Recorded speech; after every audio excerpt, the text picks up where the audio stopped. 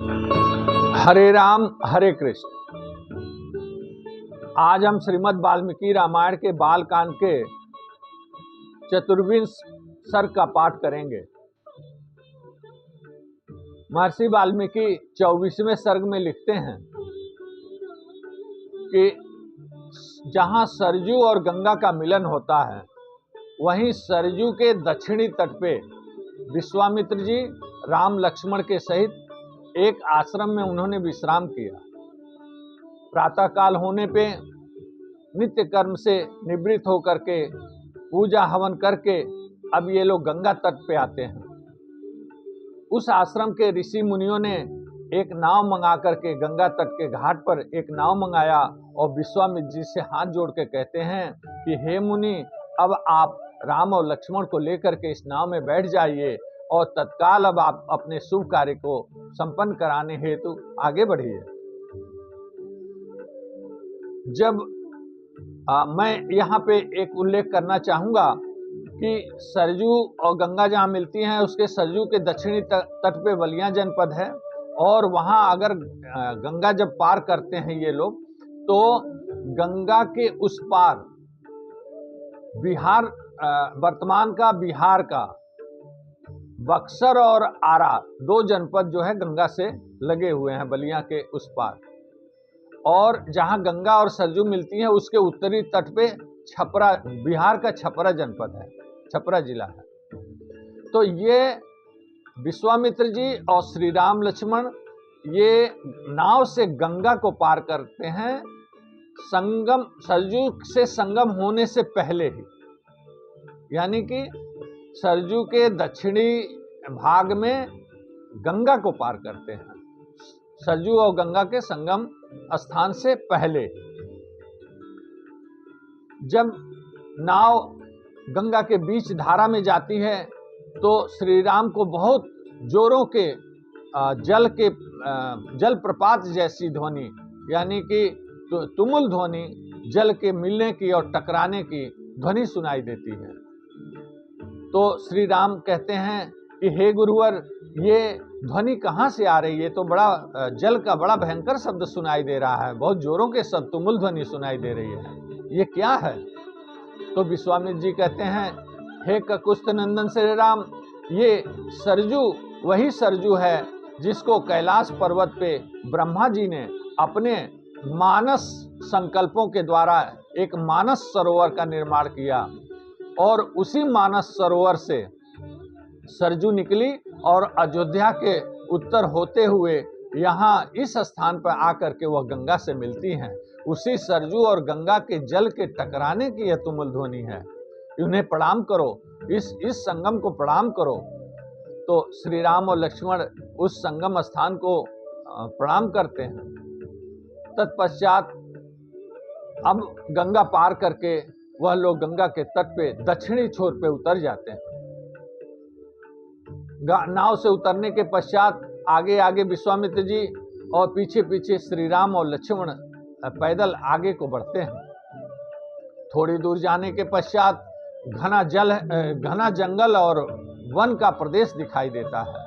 चारों तरफ भयंकर वन होने के कारण श्री राम विश्वामित्र जी से कहते हैं कि हे मुनि श्रेष्ठ, यह तो वन बड़ा भयानक है। इसमें चारों तरफ देखने पे हमें शेर, बाघ, सुअर, हाथी जैसे जंगली जानवर दिखाई दे रहे हैं। बहुत ही भयानक स्वर में बोली बोलने वाले पक्षियों की आवाज सुनाई दे रही है। पक्षियों का जो आवाज है वो बहुत ही भयंकर बोलने वाले पक्षियों की आवाज है। झिल्लियों की झंझनाहट सुनाई दे रही है। चारों तरफ ऐसा लग रहा है कि यहाँ लोगों का आवागमन नहीं है, किसी मनुष्य का पदचिन्ह दिखाई नहीं दे रहा है। यह तो बड़ा घोर जंगल है, बड़ा भयानक जंगल है, यह भयानक वन है और हम कहाँ आ गए? तो विश्वामित्र जी कहते हैं कि ककुस्थ नंदन श्री राम, अब मैं इसका इतिहास बताता हूँ। पहले इस स्थान के बारे में सुनो, फिर मैं वन के बारे में बताता हूँ। हे श्री राम, यह वह स्थान है जहाँ स्वयं इंद्र भगवान एक बार आए थे और उन्होंने वृत्रासुर नामक राक्षस का वध किया था।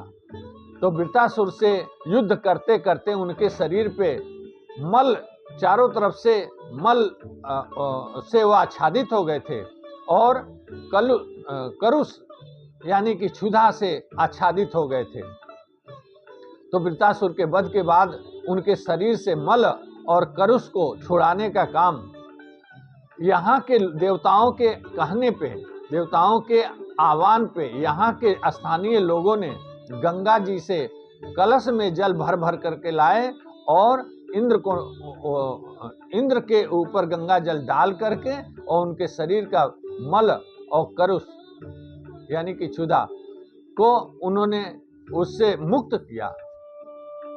मल और करुष से मुक्त होने के कारण इंद्र भगवान प्रसन्न हो गए और इंद्र ने लोगों से कहा, वहाँ के स्थानीय लोगों से कहा कि यह मेरा वरदान है कि यहाँ के स्थानीय लोगों को और यहाँ के स्थान को समृद्ध किया जाए। और उन्होंने दो नाम दिया, मलय जनपद और करुष जनपद।